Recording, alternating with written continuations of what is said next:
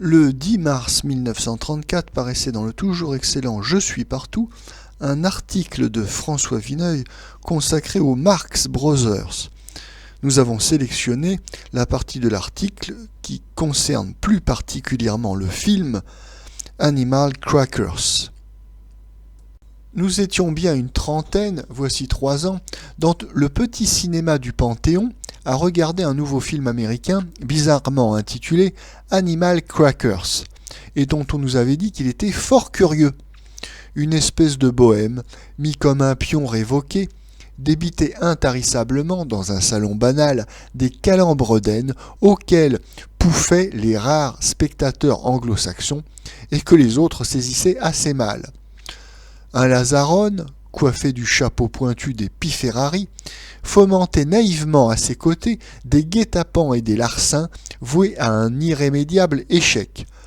Tout à coup, tombé d'on ne sait quelle planète, surgit le plus singulier des personnages, que l'on nommait gravement le professeur, roulant dans une figure jeune et joyeuse, des yeux de fou, porteur d'une perruque blanche et bouclée, ne disant mot, mais agitant à grand bruit une trompe d'automobile. Ce muet se révélait aussitôt animé de la plus joviale manie de destruction. Pour premier exploit, mettant bas ses manchettes et son austère redingote, il apparaissait petit et râblé en costume de bain, et il se mettait à tirer à la carabine sur toutes les pendules de la maison avec l'expression de la plus vive félicité. Un peu plus tard, il dévorait les téléphones. Puis, saisissant une harpe, il égrenait en virtuose une mélancolique sérénade. Les Marx Brothers, Groucho, Chico, Harpo, faisaient leur entrée sur l'écran. On apprenait qu'ils étaient des clowns célèbres sur les pistes américaines et qu'ils venaient de tenter leur chance à Hollywood. Il est vraisemblable que la majorité du public français ignorera toujours ces farces à la fois énormes et raffinées. Il aime rire, mais il réclame pour cela un minimum de logique. En pays anglo-saxon, par contre, les Marx Brothers sont populaires. D'ailleurs, Hollywood ne travaillerait jamais pour une poignée d'esthètes. Qu'il s'égaie ou qu'il rêve, le nordique yankee ou anglais peut s'affranchir très naturellement de toute vraisemblance, de toute suite dans les idées et les effets. C'est le nonsense qui a été volontiers pratiqué par ces humoristes, ces dessinateurs, au cinéma par Mack Sennett et tous ceux qui l'ont suivi.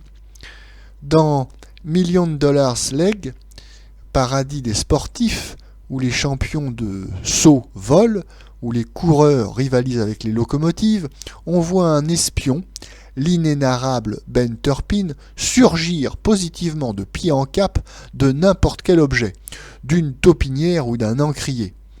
Mais jusque dans ces films, il restait un certain souci d'expliquer, d'enchaîner, tenant sans doute à la pauvreté relative des trouvailles. Les Marx Brothers ont rompu délibérément ces derniers liens terrestres. Le trio en apparence est classique. Le quatrième partenaire, le cadet, est une utilité. Le palabreur, Groucho, le comparse qui donne la réplique, Chico, l'auguste, Harpo. Mais leur fantaisie a déformé ces types traditionnels.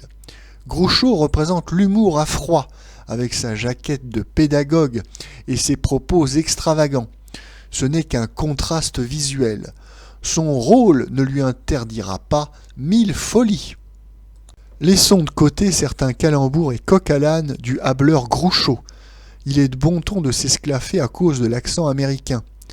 À ce compte-là, les snobs devraient faire relier en pleine peau les almanachs à 30 sous pour s'amuser en société. Sans nous soucier davantage des surréalistes et de leur cinéma automatique, nous aimons les Marx Brothers. Le plus singulier de leur talent est sans doute de nous interdire toute réflexion, tout jugement, aussi longtemps qu'ils se poursuivent et se croisent sur l'écran. Ils bouleversent les poncifs de la farce qui saucifiaient sur les dernières pistes de cirque, les dernières scènes de variété. Avec nos idées d'occidentaux, nous rêverions de faire contraster cette féroce ou délicieuse loufoquerie avec un drame grave, une comédie bien sentimentale. Quelle satire possible en lâchant le fou Harpeau dans une tragédie financière ou politique. Mais sans doute n'y serait-il plus aussi libre et ne comprendrait-il guère ce que nous attendons de lui.